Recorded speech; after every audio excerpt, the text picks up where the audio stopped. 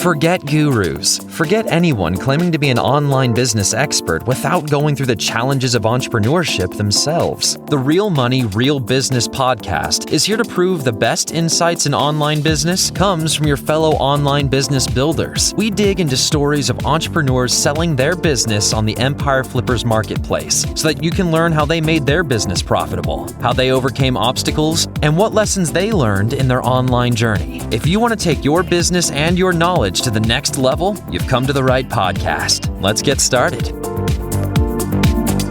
Hey everyone, Branden here with another great business to discuss on this episode of the Real Money, Real Business podcast. Today's guest is Simon, and he's selling his dropshipping business on the Empire Flippers marketplace. So welcome to the show, Simon, and how are you doing today? Good, Brandon. Thanks for having me. Yeah, it's nice to have you on the call, and I'm really excited to talk to you about this business you've created. But before we get into the details, let's give a general overview of the business. So it is a dropshipping business in the outdoors niche created in July 2017. The average monthly revenue for the business is $10,075 and makes an average of $3,457 per month in net profit. For everyone listening, you can visit empireflippers.com/marketplace and search for listing number 50587 to learn more about the business, or you can unlock this listing to start your due diligence if you're interested in purchasing this asset. So now that I've given a general overview of the business, what's included in the sale are the domain and all site content and files, an email list with over 2,300 subscribers, social media accounts for Instagram, Facebook, and Pinterest, supplier contracts and relationships, and SOPs. So, Simon, can you tell me a little bit about your background in building and running online businesses? Sure. So my background is actually in graphic design and in the ad agency world. I had a full service digital ad agency. And my partner and I sold that in 2017. And then I started buying digital properties. So I'd been looking at them for a long time, and I had been looking into, we had done for many of our clients, which is to rebrand and then fix and flip. And so this was my first property that I bought actually in early 2018. So it was pretty young, and it was a perfect fit for me to take over. Wow. Okay. So you went from the ad agency world and the fix and flip world, kind of a transition into this business model. Now, how does the business primarily make money then? If it's drop shipping, do you have like one supplier, or do you have a couple different suppliers that are providing the products for the business? There are several suppliers. There's one main one that we do most of the business with. There's 5 main suppliers. There's one that we do, probably 80% of the business with. Oh, okay. Got it. Now, so why did you decide to choose this specific business model as far as drop shipping and not do something like a content site or maybe even an Amazon FBA type business model? I was more interested in the store side of things when I was shopping. And so I was first looking for drop shipping. Now I'm also into content as well, and I really understand the power of having an audience. But at the time, I was really just focused on what I knew I could do really well, which was overhaul a drop shipping store. Okay. Got it. Now, why did you decide to go into this specific niche? Was there something about the outdoor niche that really caught your attention while you were doing due diligence on purchasing a business? Yes, it's products that I use myself. And one thing I learned from, having hundreds of clients in the ad agency world is that there's nothing that will help you more than if you are your own customer. You have to understand your customer inside and out. And it just helps so much more, gives you a little bit of an advantage if you actually are that customer. So that's what attracted me to the product. Okay. Yeah, I completely understand having a passion for the business that you're running and having that inside knowledge, being, maybe even a potential customer yourself is really useful. And yeah, it's really great to see that you've taken that approach with this business. Now, if the business is doing so great at this time, Simon, why are you deciding to sell the business at this time? Well, I'm running 4 different businesses all at the same time, and it's just getting too much. It's all too much. 2 of them grew quite a bit last year. 2 of them I've got some partners on, and we're growing aggressively this year. So there are just not enough hours in the day. That's what it comes down to. Yeah, no, I completely agree with you on that. It seems like 24 is just not nearly enough is what we need. Now, was there anything that you learned while growing this business that you plan on applying to your current or future businesses down the road? That's an interesting question. Yeah, I think that the supplier relationships are they're a lot more important than I originally thought before getting into this line of work. when I bought the business, there was one main supplier who's now out of business. And if I'm being honest with myself, I knew they were going to be out of business 6 months ahead of time because their customer service was so bad and they were falling behind on orders and they had just one problem after another. So, making sure that those relationships are healthy and thriving and, they're all based on trust one way or another. So that was, I think that's the one big lesson I'm going to take forward with me. Mm. Yeah, no, definitely agree with you in building those relationships, especially when it comes to selling, I guess, other people's products or other brands' products on your website. It's important to have those relationships right from the beginning and have an understanding so that, both sides are winning at the end of the day. Now, was there anything that you tried with this business and it just didn't give you the ROI that you were expecting? Yeah, I dabbled with AdWords, but I am not an expert. And, really, I don't think I put enough time or energy or money into it to really prove the concept. So it was a break-even effort, and I only spent, maybe several $100s kind of tweaking and dabbling with it. And so that's something that I tried that just didn't really pan out, and I kind of let die on the vine. But it's there for somebody to kind of pick up and run with if they think they can, do that if they're an expert in the area. Mm. Yeah, absolutely. It's a great potential that, someone that might already have that core skill set in running ads, that they could pick this business up and really, scale it to its full potential as well. Now, so where does the majority of your traffic come from then? Is most of it coming through organic search, or do you have other traffic sources that you're also bringing in customers to the business? It's mostly from Instagram. It's a social media. Yeah, it's a social media business. And there's about 20% that's organic search now. And, it seems to be growing a little bit.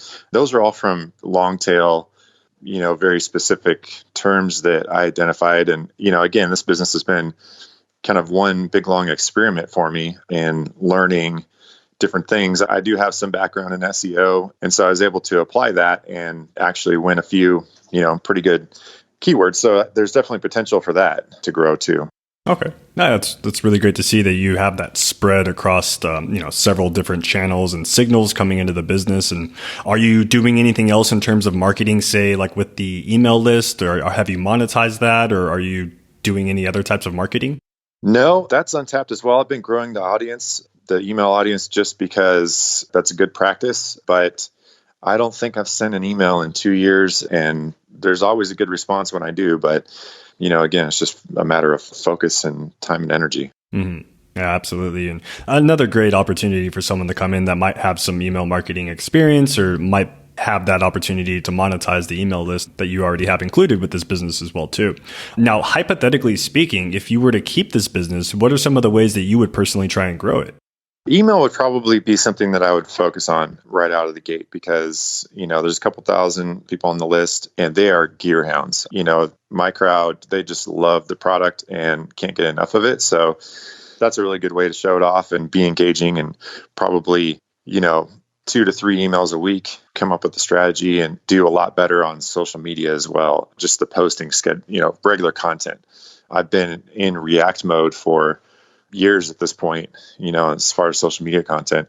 And it's something that I've done for other clients and stuff in the past and even ongoing. So I feel like, the cobbler whose kids don't have any shoes a little bit in a way with my own business. But there's definitely a lot of opportunity with email and social media. Okay. Yeah, that's really great to hear. And on that subject of, kind of the social media posting and some of the typical work that you're doing, can you describe some of the weekly tasks or operations that you're performing on the business at this time? Sure. It's pretty basic. It's, you coordinate with an influencer, a social influencer, pay them, and then send them an ad to post. And, I've got a really short list of ads, of posts to, different products to kind of mix around and different ways to present them and so forth. And then, watch the orders come in and then just manage a little bit of customer service. Usually there's a few changes in the orders and that's it. Send them off to the suppliers, and it's really a pretty simple process. Okay. So now, are you actively producing any social media posts or building these out, or do you have like a team in place that's helping you kind of perform this operation, or is most of it kind of already set and you're filling in templates from there? Yeah, as far as I'm just shooting from the hip, to be honest. It's just me, no team. And, I'll post content if there's, an event or something on top of mind, or feature a product every now and then, but it's not like planned out and scheduled and, a calendar ahead of time and all that stuff that you should be doing for a business. That's not what I've been doing to this point. Okay. Now, I noticed that within the assets that are included with this business, you have standard operating procedures that are coming with the business. Is there any particular skill set that a buyer should have prior to taking over this business, or is most of the workload, easily obtainable for a buyer following the SOPs that are included? It's pretty straightforward. It's really straightforward. Yeah, it's, if you can get around on the internet, then that's all. That's really the only skill you need. Manage a spreadsheet every now and then. That's about it. Yeah, I've already recorded screencast tutorials on how to do everything. So Those are ready to roll. Okay. Yeah, that's kind of going above and beyond versus just having written SOPs, I guess, for someone. So it's really great to see that you've taken that additional step in helping the transition period for a new potential owner. Now, what do you feel are maybe some of the potential risks associated with this business that a buyer should be aware of?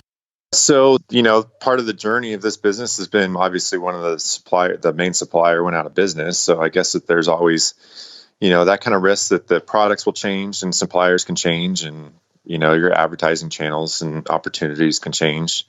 So there's always that. I think that overall the genre is trending in the right direction, if you look at Google Trends and whatnot. So that's looking up. But yeah, I guess it could use some diversity as far as traffic. So going more on Google and managing and growing your own email list to kind of mitigate that risk, just because social algorithms always have their own, kind of thing going on. And so, yeah, those are probably the risks top of mind that I can think of as the social algorithms and suppliers. Okay.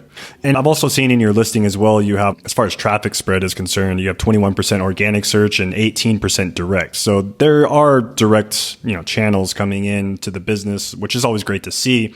Now, are you actively running any type of social media advertising, or is it mostly coming from just organic social posting, I guess you could call it? So those are going to be partially people who are already familiar with the brand and probably are repeat customers. We do have, that sounds about like the breakdown. Maybe that might be a little high, but somewhere in the 10 to 15% rate of repeat customers.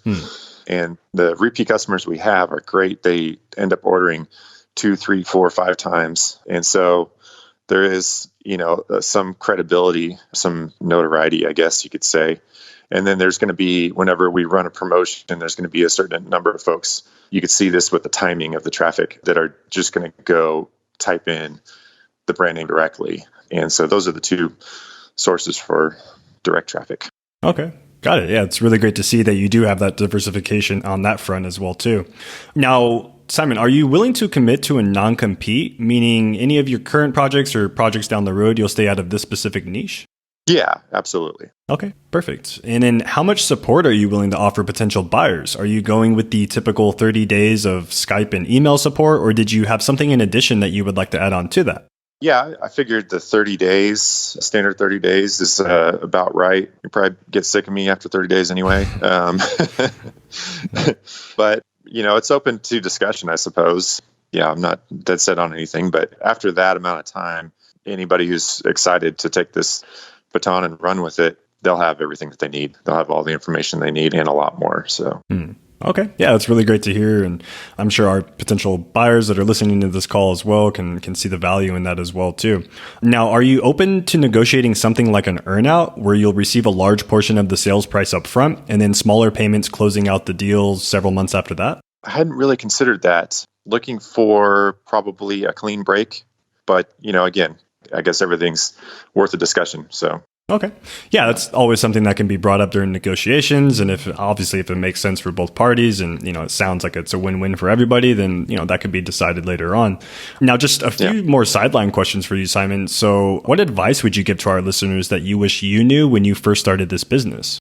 Ooh, that's interesting. Try it. If you think it's going to work or you think it's not going to work, try it and see, because it's kind of a science experiment. Marketing is a blend of science and art. And so you just don't know. You don't know until you know. And things have really surprised me. Things that I thought would, based on my experience and, 20 years in advertising, that I thought would just be a slam dunk were a total failure. And things that were just kind of an off the cuff kind of thought, ended up being a home run. So I guess, it's just try it out and see, Like I said, this has been a 3-year experiment for me. It's been really interesting, the things I've learned. So. Yeah, great advice. You never really know what the customer feedback will be until you try something and, kind of gauge it from there, I guess. Mm-hmm. Now, why do you feel that this business model is great for those who are getting started in online business as far as dropshipping is concerned?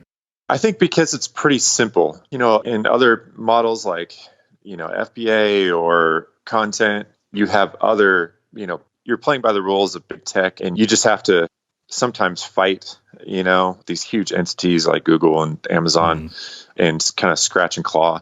Whereas this is pretty simple. It's a really simple thing to wrap your arms around and just execute on. And then you can repeat it, and you can try new products. You can try new suppliers. You can try new advertisers and see what works. So there's what works now, and then you can, and honestly, what's working now is working a lot better than what used to work because of that. Because of trying new products, new suppliers, new advertisers. So that's how this business grew. So yeah, I think that's really it. It's a simple concept to wrap your arms around and execute on.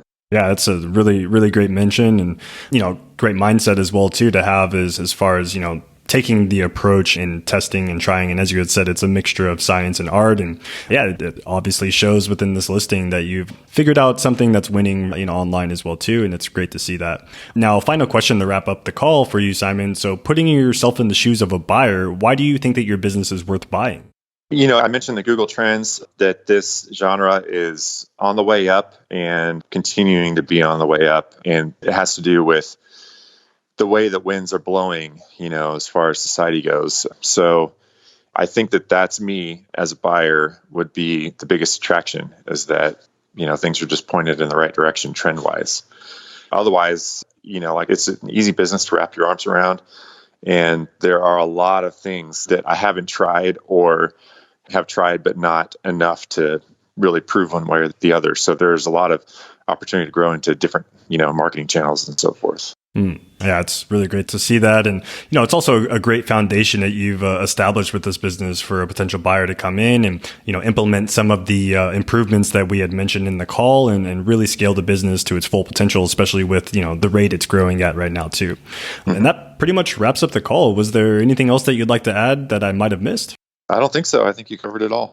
Okay, perfect. Well, yeah, thanks again for jumping on the call and kind of giving us a little bit of an insight to your business and, how things have been going, and looking forward to seeing this listing getting sold for you here in the near future. Thanks, Branden. Appreciate it. Thank you. And all right, everyone. So thanks for listening. To learn more and to see if this listing has already been sold, head over to empireflippers.com/marketplace and search for listing number 50587. If you're watching this on YouTube, click the link in the description to go straight to the listing. And once you've unlocked this listing, you'll be given everything you need to know about this business. So until next time, enjoy your digital journey.